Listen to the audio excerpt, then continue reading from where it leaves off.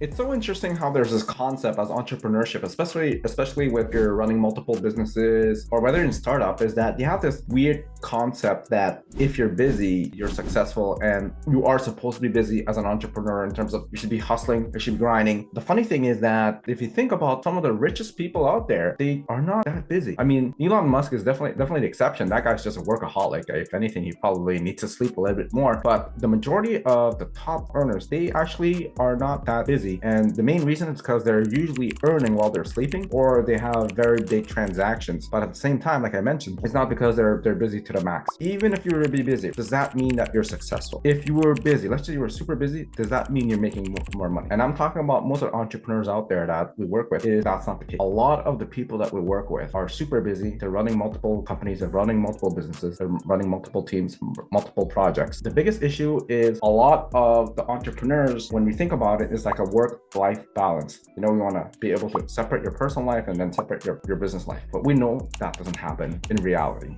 It actually should be integrated. So how do you make the best out of it? How do you get to the point where when you're busy, you're supposed to be busy, and it's a healthy busy versus an unhealthy busy, all right? An unhealthy busy, like I mentioned, is when you think that you should be working for the sake of working because that's what you should be doing, because if you're not doing it, then you're not making money. But in reality is you can make a lot of money without being busy. The healthy way is when you're supposed to be busy. For example, yes, you're supposed to be, you have an event coming up, then of course your time is making sure that the event runs smoothly. Let's say it's a 3-day event from A to Z, depending on where you're from. So that's what you want to know, is making sure that busyness is healthy. It's not about time management, is your understanding of what busy is.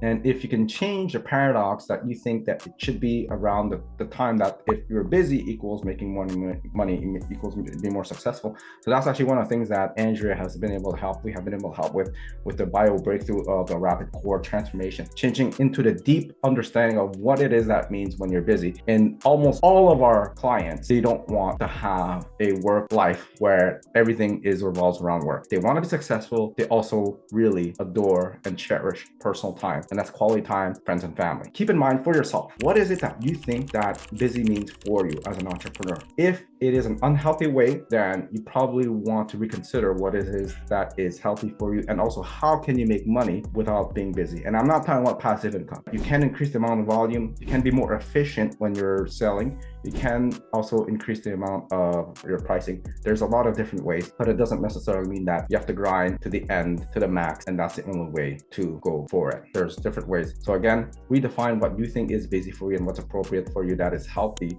and that will still be able to bring you to the success level that you want.